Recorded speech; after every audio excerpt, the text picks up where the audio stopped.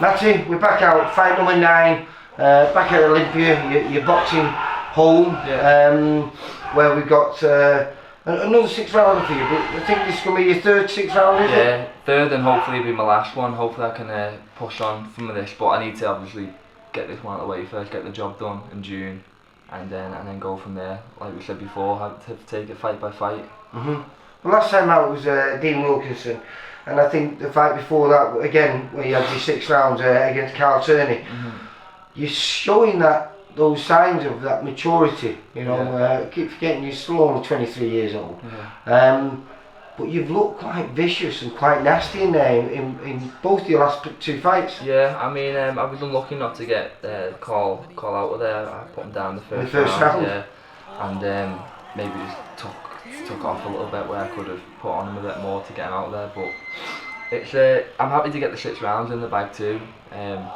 And the last fight against Dean Wilkinson, I hurt him a few times, but that's all down to in the gym. You know, I know I can. Well, you've been working. That's what you've been doing today. I know you're working all things all the time, but today you're talking about adding power. Yeah, and it's, every time we come in this gym, there's a new goal at the end. You know, for the end of the session.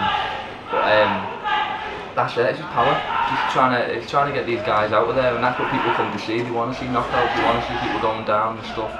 I know, but when movement is such a big part of your game, I presume that you've got to find that happy medium. You've got to find that balance, isn't it? Yeah. Finding the balance, but it's just down to putting the work in the gym, and then, like I say, on June 11th, that is down to me to go put it into practice. Then everything that I've been working on, I've got to go do it in the real deal. Do you know what I mean? I can't just can't do it in the gym and then not do it in the fight. I've got to do it in the fight too. And this place has got a little bit busier over the last few months because with the amateur Sharp Star closing down, you've had 2 new additions here in Levi Barnes and Corey Scott. And you know what, like I was saying before, I've got good sparring in the gym, just in the gym alone. I was going to say, it must be great for you. Yeah, because I've got all these lads, and sometimes what we'll do, you know, 5 or 6 rounds where it's fresh kids coming in, and you can imagine all these top amateurs coming in, they're quick and they're dead awkward, and got to try to suss them out every minute of the round.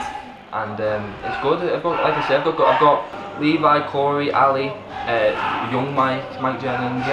So there's 4 or 5 there straight away where.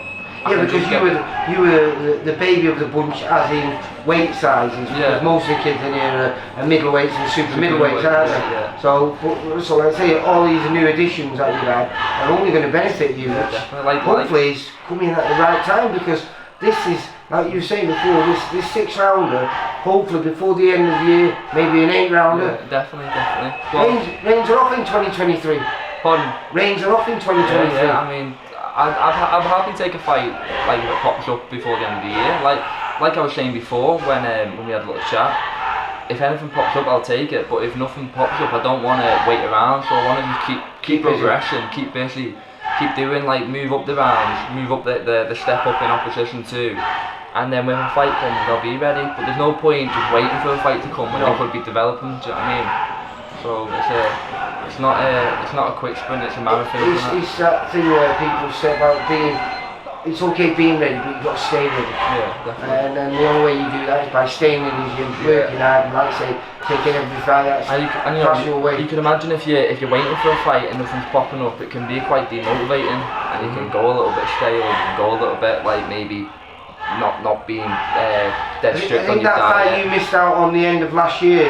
Because you moved house and everything, weren't you? I think that's gave you a little bit more hunger as well, because you're thinking, oh no. I didn't like making that decision, but if you seen the way I was living, I was sleeping on the floor and everything. It was proper renovating the house, so it was the right decision. The right move. But now we're back on track, and I've had 2 fights with Mike and Dave, and. What's Mike said to you? You know, because I spoke to him after the fight, and he was really pleased on both, on the Carl Turney fight again, which was your first 6, and then your last fight against Dean Wilkinson. And he was buzzing because he can see what you've been working on, and he can see you bringing it to the ring. I think with a pair of them, they're both. If I was to go in there and I just done what I've been doing years ago, they wouldn't have been. They would have told me straight. They'd have probably told me to leave. I mean, they don't want. I think with Mike and Dave is.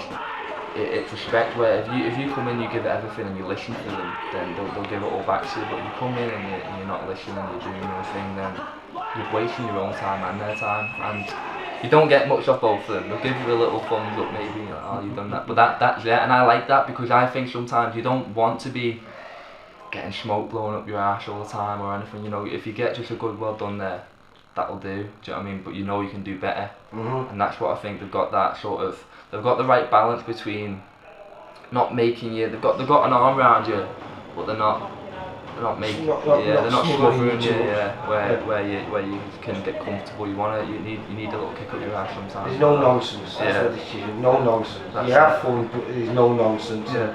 If you're not doing it right, they tell you there and then. So obviously you're doing something right. We'll find that out on June the 11th. Yeah, definitely. Where hopefully I'll be talking to you and you'll have win number 8. Yeah, and thanks to all my sponsors as well. Well, you send them and these will be running through the video again, mate. I've got a few new ones, so I need to thank all them for coming on board and helping me out. Well, like I say, you send them over to me and I'll stick them in the video. Yeah. And hopefully getting that win on a week, 2 weeks on Saturday, is it? 2 weeks on Saturday? Yeah, so I've got one more tough week of training, and that'll be a week of just tapering off then, and then that'll be the fight week for me on Saturday.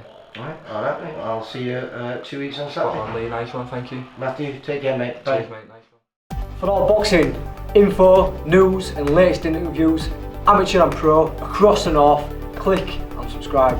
VIP Boxing Promotions. Also Twitter, Instagram and Facebook.